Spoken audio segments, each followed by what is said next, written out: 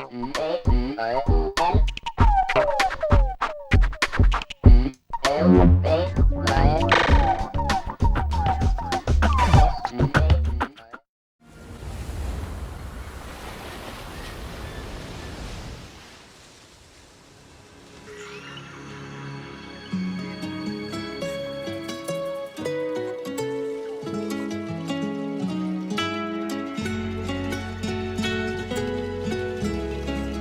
live in a great moment for sim racing. That's because we have already a lot of racing games, more or less simulative, but also very important upcoming racing games such Forza 8, Gran Turismo 7 and Assetto Corsa 2. Forza Horizon 5 was one of the most awaited racing games because, like the previous chapters, it offers a lot of content, an unique atmosphere and one element which is one of the main reasons of the success of this series: free roaming with an accessible driving system for everyone. For this reason, can we consider it the definitive racing game of this generation? We'll see, not all that glitches is gold, but surely we're in front of a huge game. And I can't wait to tell you what I think about it. So let's start!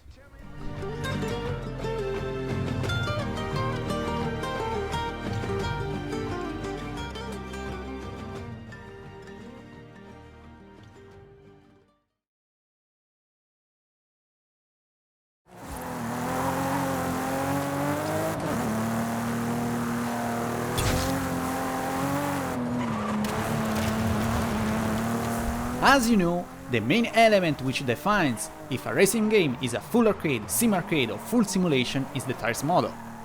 Forza Horizon series is heavily based on the Forza Motorsport series, which is the main opponent of the Gran Turismo series.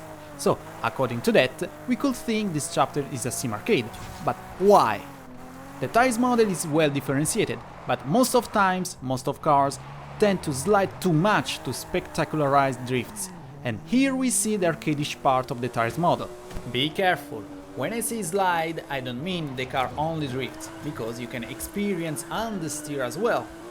I mean, cars, except the ones which have huge downforce, tend to have a bit of soap effect.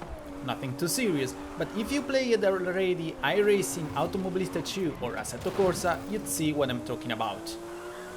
But on the contrary, there are some other aspects which increases the realism, like the presence of the tires pressure, which is, for example, it's absent in Gran Turismo on all its forms. Also the tires deformation is present and simulated, which is awesome. And in any case, we can clearly see the developers wanted to create an accessible game playable by anyone. So of course they had to reduce a bit the realism and simplify a bit the car reactions when they lose grip. For the tires temperature, as you can see, it's present, and thanks also to the hood that shows in real life all the infos, it's always under control. Still, I haven't seen big difference in terms of grip between cold or hot tires, also because at the very first spin tires get immediately hot, but I'm sure most of players won't care about it so much. Still, it's very nice Forza Horizon 5 features this element which is sometimes forgot from sim arcade racing games.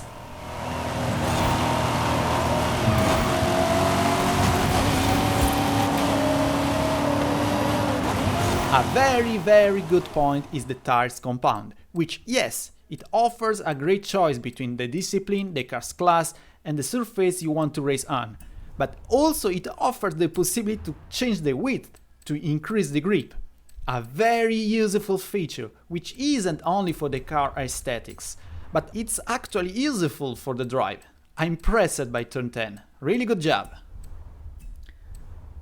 The tires wear is also present and differentiated by every tires compound and drivetrain of the car, and sincerely I didn't expect that from a free roaming racing game like this one.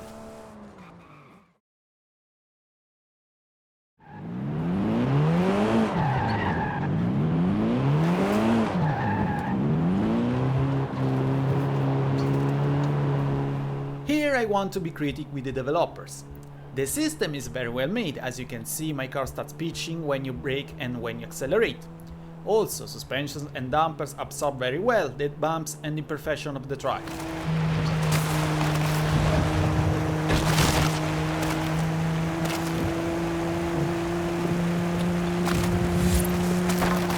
So, what's the problem? The problem is most of cars have the anti-roll bar pretty stiff by default, and by consequence this emphasizes even more the stop effect I described you before on the tires model, because as you know, with stiffer anti-roll bar your car slides more because of the weight transfer isn't absorbed by the suspensions. Things go slightly better with soft anti-roll bars, as you can see with this Ford Escort. The roll and the pitch are more evident and limitate a bit the stop effect. But the car suspensions don't rebound at all at the weight transfer on the direction changes, unless you put the lowest settings on dampers, suspensions and anti-roll bar, and you put higher ride height.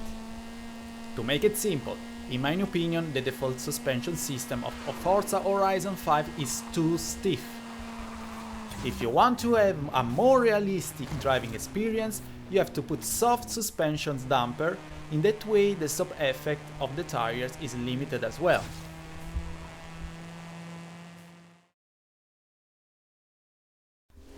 Gravity system is fine, cars react natural on jumps, even the highest ones.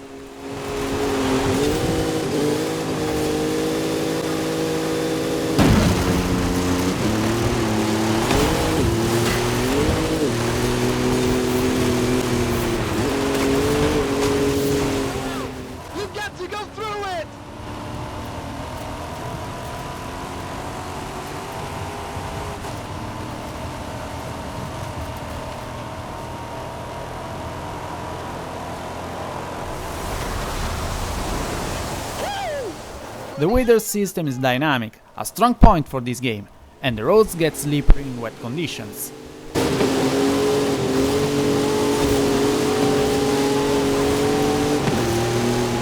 Great works on the gravel surface as well. Of course we don't touch the levels of excellence of Dirt Rally 2.0 and War Rally Chip Sheet 10, but I think it's realistic enough in terms of sliding and amount of grip compared to the tarmac.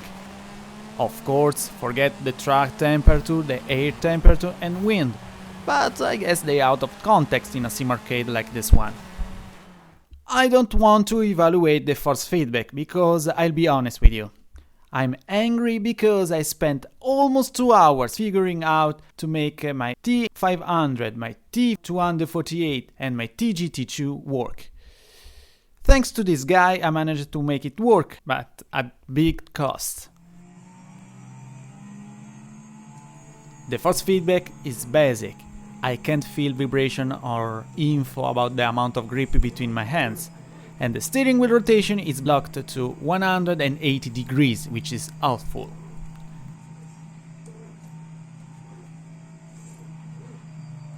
The only thing I have to do is to wait a big patch update from the developers, because I'm not the only one suffering this issue. But if you allow me to tell you my thoughts, a racing game which doesn't recognize a steering wheel on the release day is stupid and hilarious at the same time.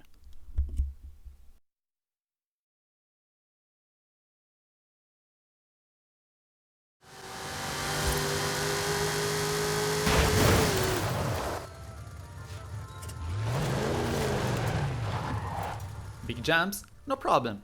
Big accidents? No problem. Torturing the engine? No problem. This sums up the lack of mechanical damage, engine temperature, brake temperature, and other elements which only the most realistic simulation have. Visual damage system is basic, but there is no real deformation on the chassis. The weight transfer effect is decent only if you set the suspension and the anti-roll bar pretty soft. If I had the force feedback, I could tell you more about the weight transfer. But as you saw in the previous chapter of this video, you know the issue of it already. On the contrary, the car setup is satisfying. The number of elements, it's quite good, especially for a sim arcade game. And the game explains you every element to allow to understand better the setup. But if you're lazy, the game allows you to search the setup published by other players. A very nice feature, I liked that. Car tuning is present on both mechanical and aesthetics, and you can also do an engine swap or change the drivetrain if you want. That's awesome!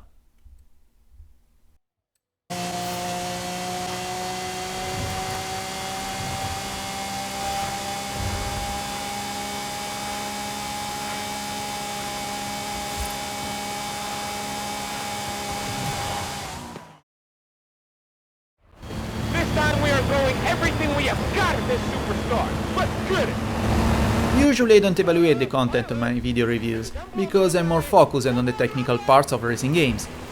But here it will be unfair not mentioning the effort made by the developers to include so much stuff and variety on a racing game. 500 tunable cars, the great barn finds, the different kind of races on road and off-road, the huge and diversified map through the Mexico, the atmosphere created, the big online community, the great graphics. I mean, you can't pretend more content from a racing game nowadays. Forza Horizon 5 set a new high standard here. It's quite curious Turn10 put so much attention to the customization of the avatar, while they could focus more on a more useful element about physics on cars. And following the real life trend, you can choose also the pronoun you want to be called independently from your sex, which is okay, great, fine. But if you want my opinion about that, I think this doesn't have nothing to do with a racing game, but whatever. The voice acting is nothing special, just a pretext to show you better the game, but if it's possible, the best solution to make this game more authentic is to put the voices in Spanish, with the subtitles in your language.